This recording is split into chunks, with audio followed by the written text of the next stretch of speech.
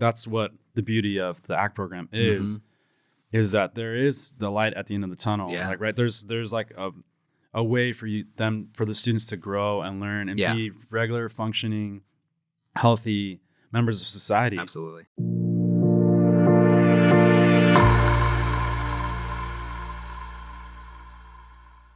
I am David Rodriguez, and this is David Carpio.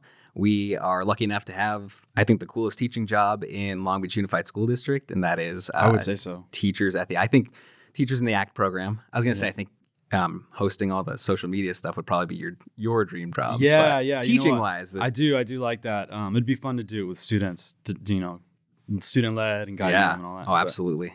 So we're just here to talk about our program, the ACT program, what it is and what we do and what we're looking to do with it. And I think you would agree with me, David, like the ACT program is kind of a mystery to a lot of people. I think people might know about it, but they don't know what it is or what we do, or they have some misconceptions about what we do. Right. So what does ACT stand for? Oh, yeah, that's a great place to start. The Adult Community Transition Program. And we focus on a lot of different things. We kind of move. So these are adult students. So 18 to 22 years old. Once they hit 22, they'll age out of the program and they're out of the district. Adult students with disabilities. And we really focus, we move kind of away from the academic side of things. So we're not really working on geometry or things like that, like we might have done in high school.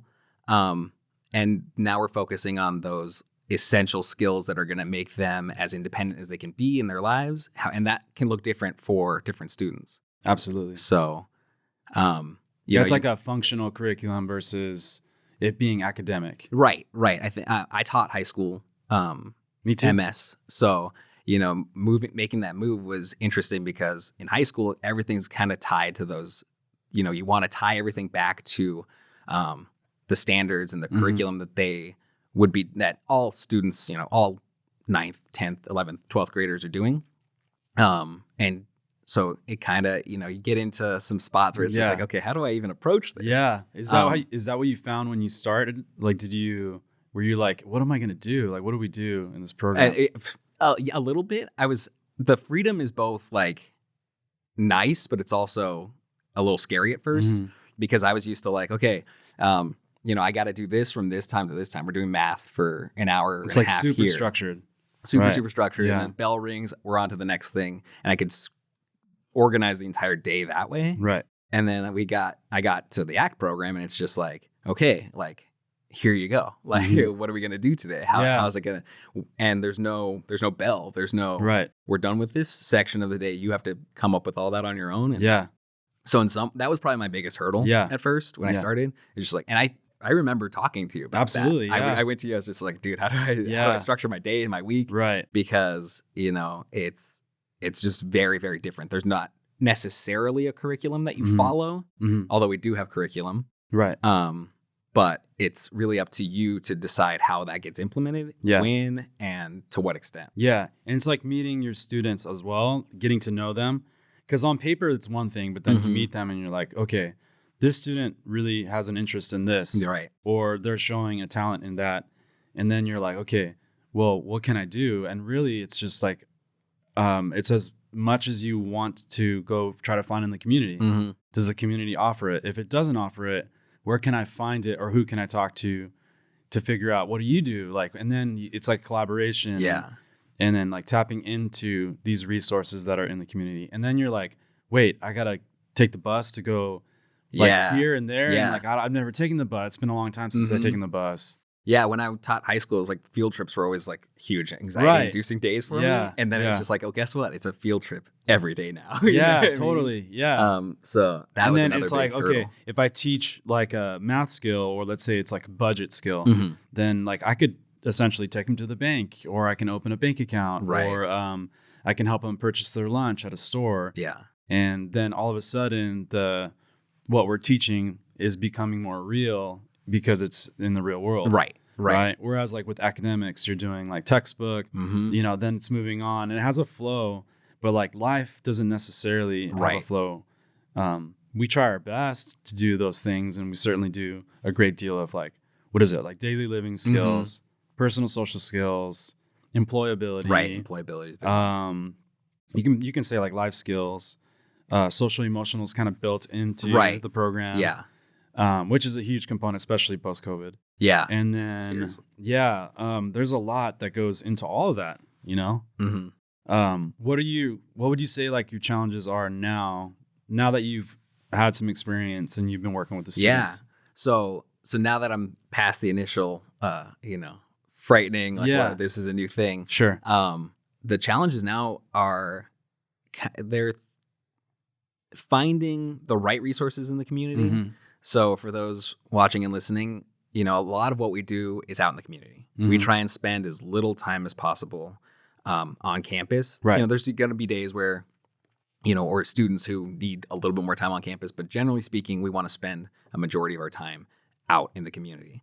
So it's finding things that are meaningful and help them grow and learn something and can help them build on what they need. And not just being out for the sake of being out. Sometimes it's just like, we got to get out. We haven't been out in however long. We need to go somewhere. And so, going to the mall is great. It's a great life skill. It's good to know how to navigate the bus to get there. It's good to be able to, we can do some shopping kind of exercises when we're out there. They order their food when they have lunch out there, but you can only go to the mall so often before it's just like this isn't as productive as something else we could do. There needs to be like a purpose and an intent. Exactly. Like there's maybe even like skills that you're building upon. And it's not so much that like you're saying, like the outing is necessarily the bad thing, but what are we doing to increase it or expand it and explore what it can offer? Right. And I think that is like the challenge. Yeah. For sure. And there's a huge range of students that we have. Like absolutely. For those listening, the ACT program kind of has different sites, different locations. So we have like a major site, and that one's at Tucker. It's an elementary. And that's where I work. Right. And then we have it's the old elementary school. Yeah. It's an admin site now, but it's in an old elementary school. So and we're outgrowing that. Absolutely. Even. Yeah. So then we have the satellite locations, which we have at Milliken, McBride. McBride is kind of more severe. Medical medical needs, need more more intervention, more kind of support. Yeah. And then we also have I'm sorry? Browning, we have 2 classrooms there. That's kind of a mixture of abilities. Yeah. And then we have Long Beach City College, and then I'm at Cal State Long Beach with my coworker Michelle. We have 2 classes there, and those students are a lot more independent. I'm trying to think. Did we miss anything? Of the satellite sites, we got Milliken, Browning, McBride. Yeah, I think we covered. Yeah, it. that's all. We used to have Cabrillo, but then that got moved to McBride to Browning. Browning. Yeah. So anyway, because we have such a wide variety of students, every teacher faces unique set of circumstances, but also there's similar things that we're trying to do, right? Yep, definitely. So but what I think we all have in common is that we do follow like what we were saying, the curriculum of addressing those functional kind of needs that all students. And it's just like for one of my students who might be, have a higher level of need, that's going to look different than one of your students who's a lot more independent. For sure. So one of your students, they're taking a bus on their own to a job site and working there for, X amount of hours in the day. And then they'll either come back to Cal State to do a end of day debrief with you, or they'll just go.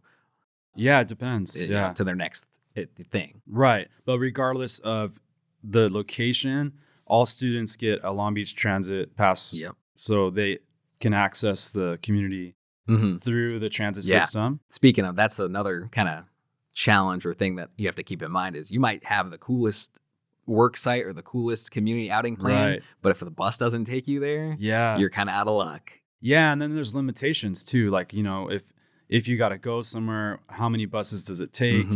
How much time can you get to a place to allow for lunch, restroom breaks, all that stuff. So that plays a role into like planning and all that as well.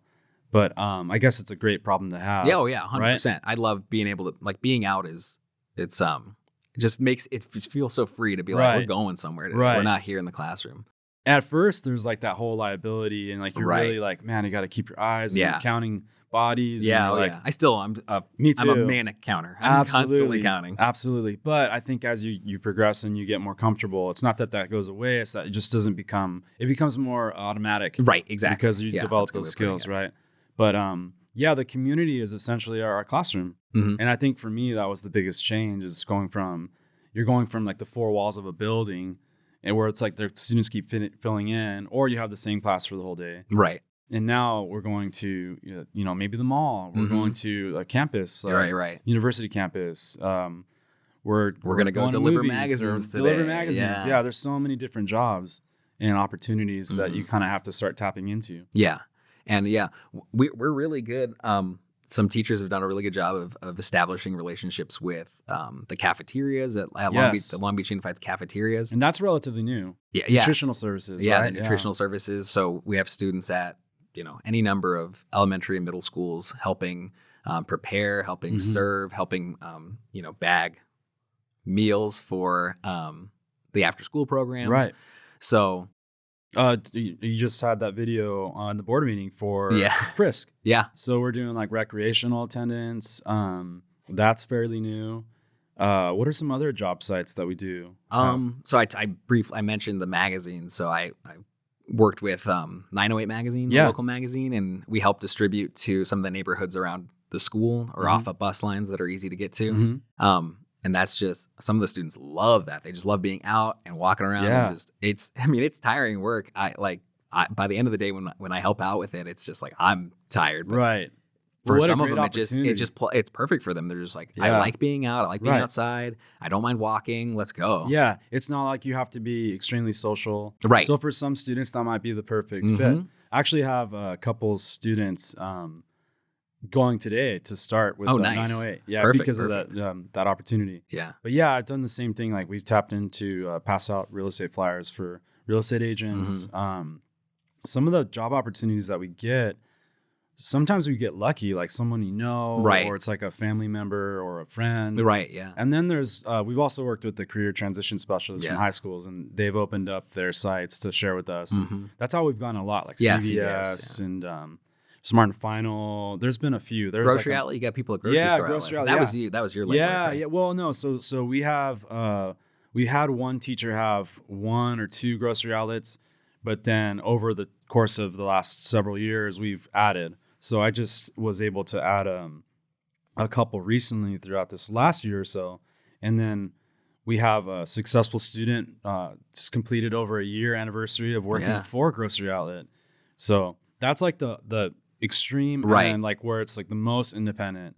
But then there are students that are like what you're saying, like nutritional services. Like there's just new opportunities for them to explore. Yeah. Like these things that maybe they didn't even think was possible. Yeah. But that's definitely one of the big challenges is finding job sites that, and I have some cafeteria sites, but not every student is interested in or really able to do it to the level that they need to. Yeah. So, we're always looking for job sites. So listeners, viewers, if you know anybody or have anyone who could use help. And then that brings me to the other challenge. Go ahead. See if you know. Yeah. So my guess would be that even if we have those opportunities, it's like, how do we get them to and from? Who's there to oversee it? Bingo. Right? Who's there to like support and like guide them and mentor? Yeah. And a lot of times it's the instructional aides that are like getting them to and from there. Yeah, the instructional aides are super important. Oh my gosh. They're important at every job site. Yeah. At every school site. For sure. But man, like it's like next level. Yeah. We really, they're like our, the glue, like the fabric. We can't do anything without them. No, we can't. If there's been a few days where someone's out sick or something like that, and it's the whole day is like, okay, absolutely. How are we making this work? And that's just talking about like work. But I mean, they know our students the best. Yep. They're building the relationship with them, with them. Like they're spending all this time with them. They're giving us feedback. They're telling us what works, what doesn't work, the troubles that they had while they're navigating. Yeah. I mean, they're really like they're our eyes and ears. Absolutely. Like they're an extension of us as teachers. Absolutely, for sure. We couldn't do it without them. Yeah. I mean, we do try to like spend time with them, support them, go out, really be on the ground as well. But there's only so much that we can do. Yeah. And it's also challenging to send out a group that big. You know, I have 14 students on my caseload. Yes. You know, an outing where all 14 go. We've done whole class outings and they're really fun. I love them, but they're also a lot of work because it's just a lot of people navigating, getting on the bus, a lot of people getting to and figuring out their lunches, all that. Yeah. So having, you know, great aides who can go and take 3 students, 4 students, 5 students. Sure. And that's the challenge we're facing is, you know, district wide too is you know, there's just fewer and fewer instructional aides, it seems. And so we've got a lot of vacancies and it just makes it, we're getting bigger groups, which makes for a less, just a less productive outings and experiences for our students, because instead of getting a smaller, you know, 2 or 3 to 1 kind of learning environment, right? It's just more students with the aides. So yeah, I think we're finding, and I don't know if this is true for you too, but I'm finding that I'm having to collaborate more with teachers and other people because I don't have my whole class wanting to work at or do one specific thing. So I want them to really have the interest or desire to do that thing. And there might be 2 or 3 individuals, but you might have 2 or 3 individuals, and someone else might have that number. Yeah. And between us, we can kind of divvy up aids or divvy up our efforts and really like be more efficient. Absolutely. Like Prisk is like a great example of that. Even like grocery outlet, like I'm working with, there's other teachers that we work with and try to coordinate. And sometimes there's opportunities where I know of an individual that's not necessarily on my caseload or in my classroom, but I know that they would be the perfect fit. And so I think that's kind of where like the program is going. More of that by necessity, even just we have to. We can't think of it as these are my students and those are your students. It's here are the students we have. How can we find the way to get them all where they need to be, or going to get the most out of their time here? Yeah, you know, another good example of that is like adapted physical education. So for those of you listening, we work with Cal State student APE, adapted physical education students, and they teach our students different activities, and they try to modify and accommodate based on their needs, so it gives them access to learn physical fitness skills, be included in physical fitness like activities, and they're learning it through their peers, because a lot of these students are their peers, but it's giving them an opportunity to do that. So it's like if we send some of our students from each group, we can do a big group and kind of like tackle that without having to like, you know, if not every student's benefiting from that, like I'm not going to go send my student to something that they're not just for the sake of sending them. And I think that's one of those things we want to try to avoid is not just kind of like just send them. You really want, like you were saying with the mall, it's like you really want to have a purpose, like intent. You know, it's not just to go. There's you want to build something in where they're getting the most out of it. Absolutely. And it's not just that we focus on work. It's not just physical education. We also need to focus on all those other things like daily living skills, and create opportunities for them to like socialize and be normal. Absolutely. And really contribute to their family dialogue. Absolutely. And, absolutely. Yeah. So many of them, I think, have spent, you know, for reasons, you know, that but they have spent a lot of their life not having to do much in the household, or not having to contribute the way that a student who's typically developing might, you know, here's your chores for the week or whatever. Yeah. And it's just like when we can build those skills in for students and they're able to go home and show, look, I can fold this shirt. I can help with this laundry. Right. It's like, it kind of is a little aha moment for the parents of like, wow, like, you know, you can do more than we thought. And I think that's a challenge that we're often faced. We realize we learn from is also when we think of a disability, we might be limited in how we think of a disability. Yeah, absolutely. You know, a lot of people, when you go into the community, or if I go try to get a work site, they're thinking of a disability in terms of like a wheelchair, some kind of assistive device. But really, sometimes it's just intellectual disability. Sometimes it's maybe they just need more opportunities or different accommodations to succeed. That doesn't mean that every single student's the same, or everyone's so different, I think that is getting past that boundary. Even families won't be aware of what their child is capable of. Mm-hmm. And once you put we that don't label on them, it's like absolutely. But if we give them those opportunities to grow and like challenge themselves, then we might even start to see like, wow, I didn't think this student was capable of that, but actually when presented or put in the right situation, they're flourishing. Exactly. They're doing really well. You know? So that's another thing. If anyone watching right now, if parents, if you have little kids or you know someone and you're like, what's going to become of their life? Like that's what the beauty of the ACT program is that there is the light at the end of the tunnel. Yeah. Like, right. There's like a way for the students to grow and learn and be regular functioning, healthy members of society. Absolutely. And that's kind of like our whole goal, right? It's like to empower them to be more responsible, to really like live a fulfilling life, Yeah. I think the other thing that I think this seems like where the program is going is trying to like build a bridge to like what happens after transition, right? Yeah. Like and how that's do we super tap scary in? For a lot of parents? parents. It's super scary. Like how do we tap into these other resources and like like Harbor Regional, Disabled Resource Center, Department of Rehab, like trying to link them now while we're in the program, as opposed to like, oh, you got 6 months left with us. Make sure you're talking to them. Yeah, good luck. Yeah, and even things are changing day to day. Like there's things that are available to parents now that they might not have been during during the pandemic or a few years ago. Things are changing. There's more funding. There's new, less restrictions or maybe new opportunities. And so that's what we try to do is try to bridge those things together and really put parents at ease and educate them. And then also empower our students so that they can speak up for themselves and really like have a say in what they do and what they want to do and where they want to go.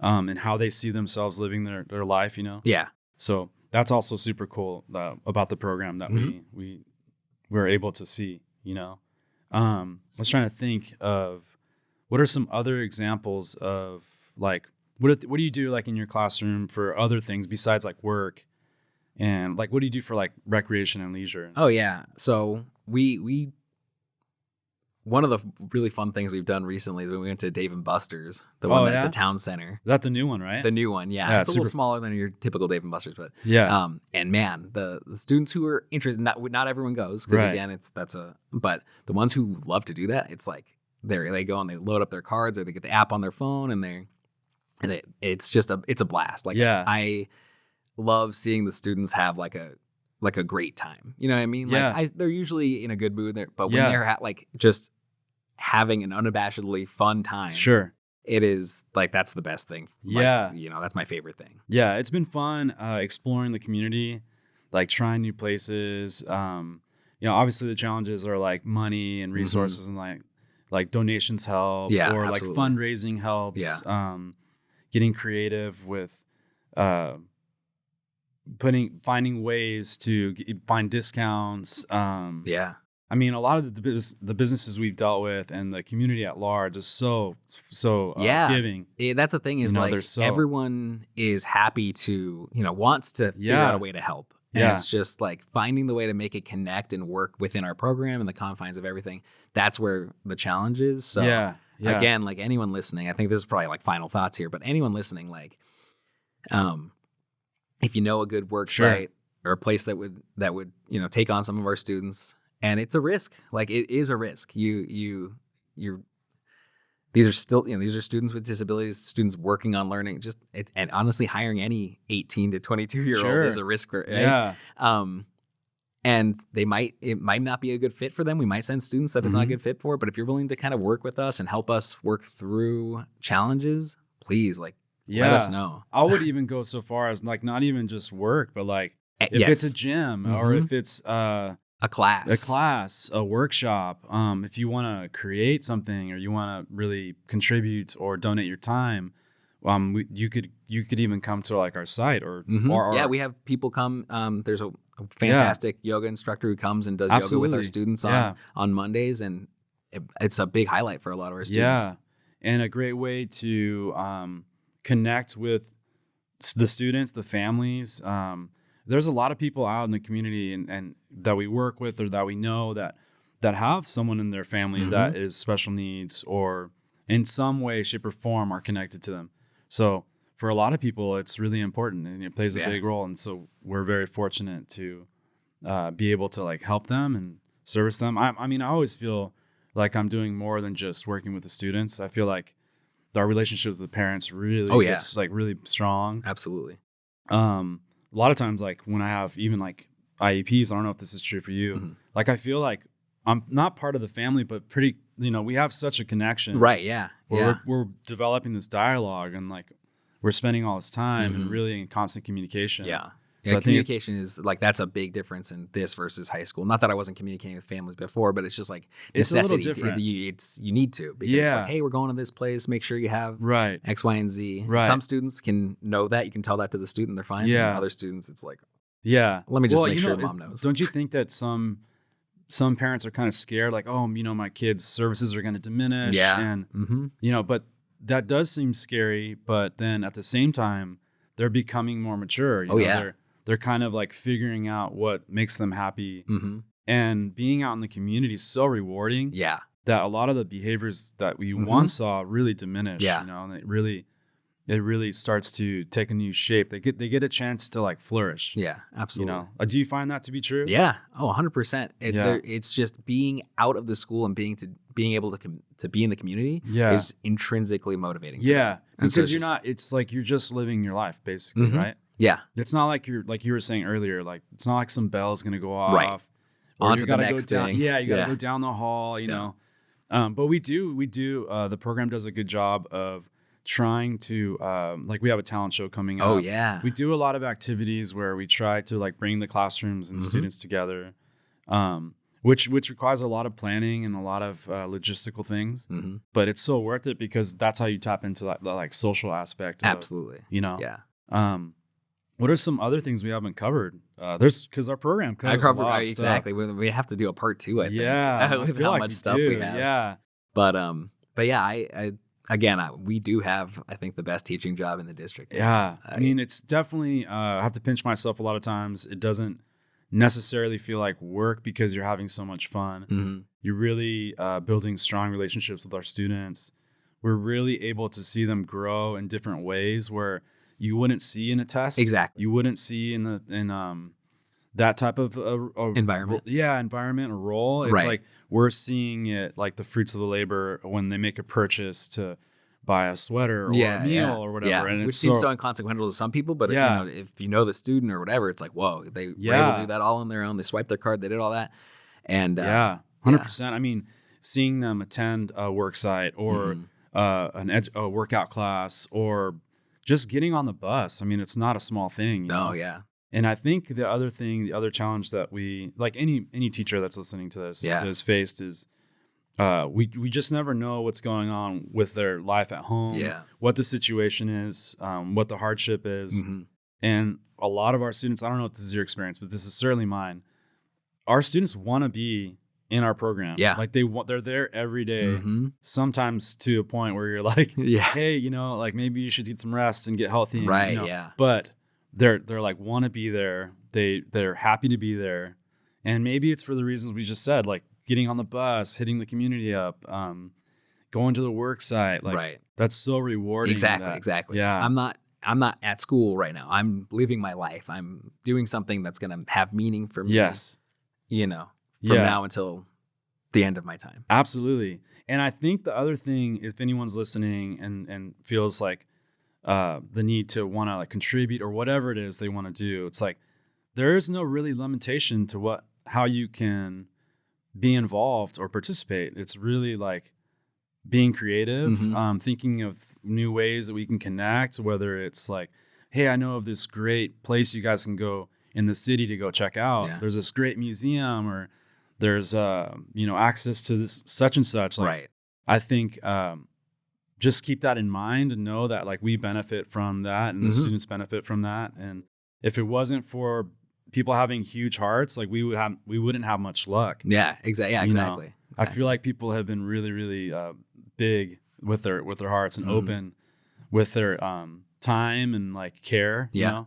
So people's homework is go shop at Grocery Outlet because they support us. Go shop at they're amazing. CVS, the places that they support us, shop there. Yeah. And email David Carpio. Yeah. D Carpio. Yeah, D Carpio at lbschools.net. And then your is D Rodriguez 2 at lbschools.net. D Rodriguez 2 at lbschools.net. Yeah, please, don't hesitate. Would love to hear from you. We're constantly, even as we speak, working on things, trying to open up doors for new resources. We just found out about Harbor Regional and how we can tap into social recreational classes. We're really trying to empower parents now, early through the process, so that they can be ready to transition out. Because after our program, they will continue to mature and age. It's crazy to think that one day one of our students will be 40, 50, Yeah. But they're out there and there's great programs. We're trying to get them as ready for life as they can be. Yeah. So we would appreciate any and all help. And I think, you know what? I can think of a few more things that we can talk about. All right.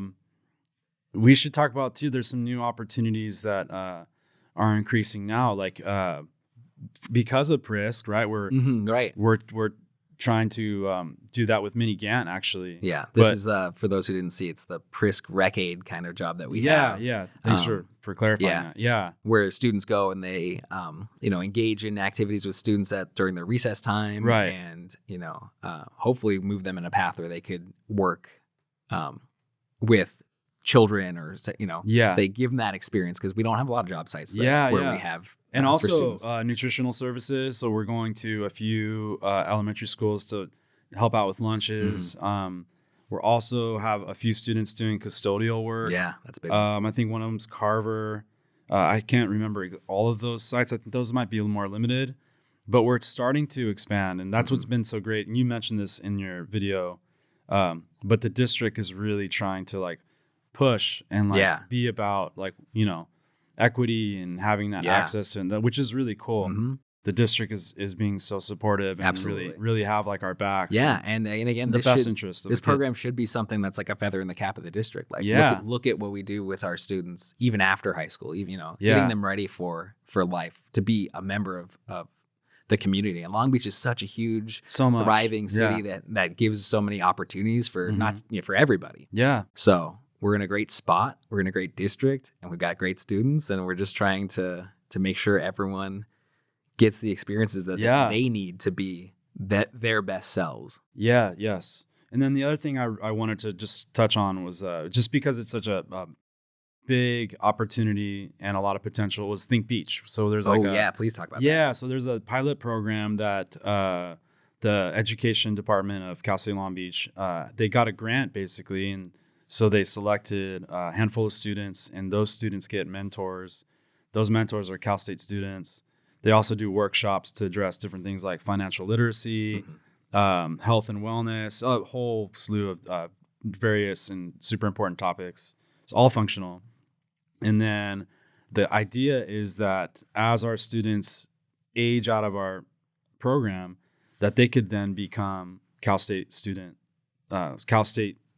Right. And then from that, they can either maybe one day have some type of certificate, even if it's just like Open University or it's like enrichment. Right. But that is like it's going in a new direction where that's never been available to them. Yep. So that is very promising. Yeah, that's a really cool thing that you guys were able to collaborate with. And that's the job, is collaborating and trying to find, avenues for all our students. For sure. And then also, I think City College, Paul is signing up some of his students there. They're doing I think they're like enrichment courses where it's like you can pass or fail.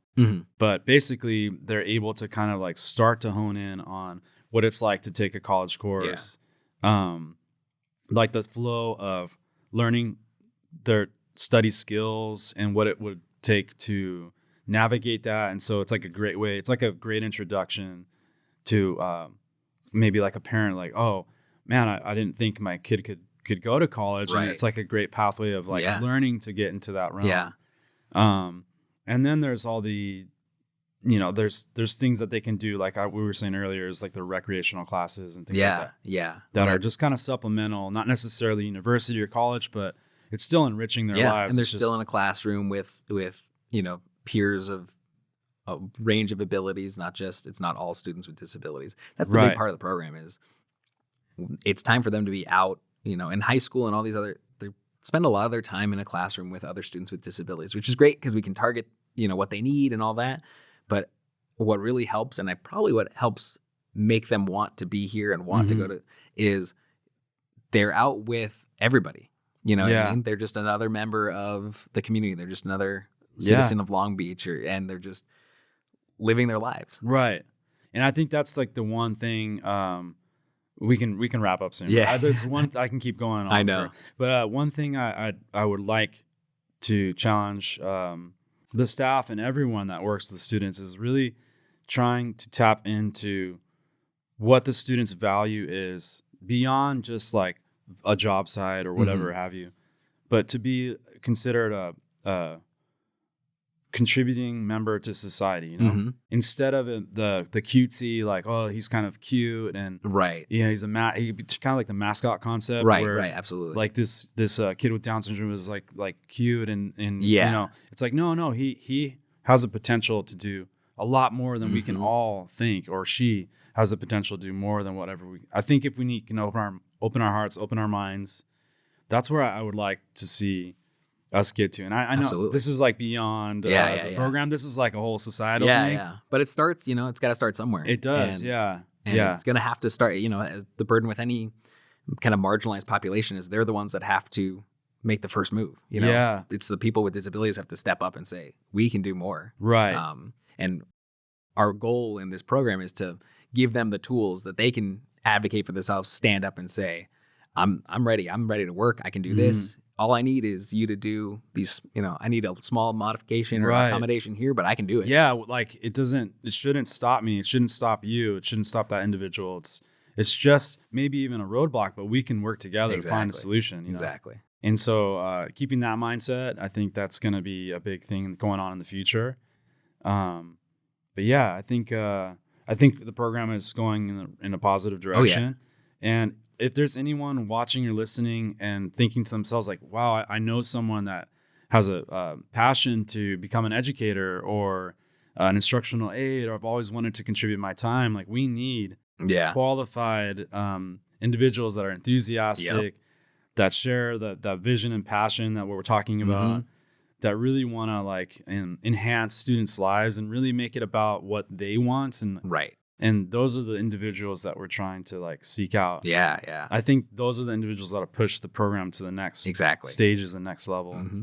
And there's so much on my mind. I know. I really appreciate this opportunity to talk about this and really make our program more visible. Yeah. That's been your big push. Yeah, that's been my big push. If you're on Instagram or any of the socials, ACT has has an account. Yeah. And David Carpio is the man behind the curtain pulling on the string. Yeah. I try my best to create content that you know, just shines a positive light on what we do. And really kind of showcase what the students have accomplished, you know, as well as all the other things we've discussed so far. But I really want to continue using platforms like this to kind of like educate, not only, like you said, like not only parents and families and all that, but people within the district and people at your respective sites and in your respective programs, and kind of get to know us for who we are and what we can be. And if we can have more opportunities like this, I love it. Yeah, this is great. So you want to like maybe wrap it up? That sounds like a great spot to wrap it up right there. All right. Just put a nice little bow on it. Yeah. So it was nice to talk to you and have this chance to really like showcase our program. Yeah. Thanks for watching.